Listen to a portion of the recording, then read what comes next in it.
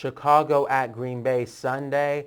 Marco, let's make this more of a discussion about motivation in Week 17 in the NFL, because we're seeing this in a tangible way with Chicago. When the line opened up before Minnesota beat Philly on Tuesday, the assumption was if Philly won, then Chicago would be motivated fighting for the second seed, which is key in the playoffs because you get a bye, you get a home game. When Philly lost, and that just happened yesterday, we're taping on Wednesday, Chicago's motivation went to almost zero. And specifically, they've got the 2 seed locked up, and 2 things have to happen, or 3 things have to happen for them to get the 1 seed. They have to win this game. Atlanta has to lose, and New Orleans has to lose. Statistically, and Bloomberg, the news organization, asked me to do some of this analysis, it's a 0.5%, so 1 in 200 chance that all those things are going to happen. So Chicago's motivation has gone to almost zero. This line was 5.5 or 6 right around before the Tuesday loss by Philly, and now it's up to 10. So 4 points of motivation or so clearly in this case. So let's talk about this game specifically and motivation in general. Well, as far as this game goes, Green Bay, we didn't talk. They do need to win the game to nail down. So they have max motivation. Max motivation. They win. They control their own destiny. They don't have to worry about anybody else. That's something that when a team controls their own destiny, they seem to put a premium on them because it's in their hands. There's 2 types of must-win situations, and I talked about this at great length on Gil's podcast on Monday. There's win and you need help, and there's win and you control your own destiny. When you control your own destiny, I have seen Vegas put a premium on that line because the public knows that's the team that's going to get the most action. Also, you're getting double premium on Green Bay because of the must-win. So when you say double premium, you mean that the line has a double premium, which means that looking to fade, it may be the right side. Correct. Where I was going to put the second part of why this line's inflated too.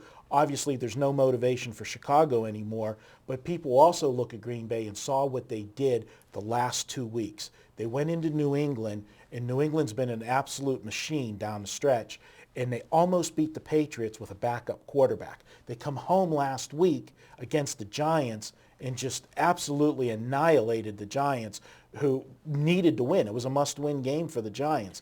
So public perception right now is as high as it can be on Green Bay, and with the added motivation factor in there, this line couldn't be any higher. I mean, this is the worst time. But is it high enough? Because here's the thing. If Chicago, and that's going to be the question, is Chicago going to try 90% as opposed to 100 if there would have really been something at stake? Or are they going to try not at all? Do they really care if they lose this game 31-0? That is a bad part of Week 17 handicapping. It's a good part to me, because anytime you add variables, it means you can perceive something in a superior way to the marketplace. So I think there's 3 types of teams in Week 17, and there's probably some subsets. One is the must-win. Steelers are in that spot, which actually speaks to me, the more I think about that line being down to 5.5 with the Browns, must-win spot for Pittsburgh, Browns, coaches out the door.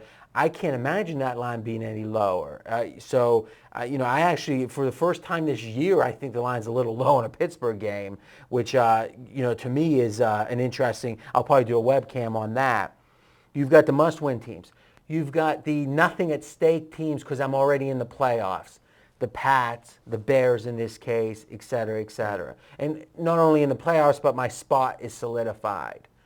And that's the case with Baltimore. That's the case with, or not Baltimore because Pittsburgh could lose. Right. But you can go through, and in the forums, someone's going to do that, I'm sure, and have a copy and paste job on that analysis. But the third group that has some subgroups within it are, hey, I'm out of the playoffs. Now the question is, what's the motivation? If a team's trending upwards, there can be, like I look at Denver this week, and I think with Tebow and all that, I got a feeling they're going to play hard this week. They want to finish they get. There's an excitement in the air for a team that is going nowhere. You look for teams, and I'll tell you another team that there's excitement with the way they're finishing the year. It's a meaningless game for them this Sunday, but the Detroit Lions. Mm-hmm. They're a team that's played well the second half of the season. They're excited. They're a young ball club, got a young quarterback who had some injury problems this year, but they're playing well. In Minnesota, where's their motivation going to be this week? After playing on a Tuesday night, and playing spoiler. But you could have almost made that point entering the game on Tuesday. What's their motivation? Well, their motivation is they were able to play spoiler. Against a team they don't have any, Philly, that they have no real interest in. It's still when you're on TV. That's a different story. So the point I'm making is that I do agree with you that the must-win teams always have a premium on them. And the only time I ever play them would be if they're playing a team that you think is just going to lay down and they can't make the line high enough. Imagine if they came out and made the line 28. I mean, really, if you know Chicago isn't going to play, this line probably should be in the 20s, right? But you just don't know that.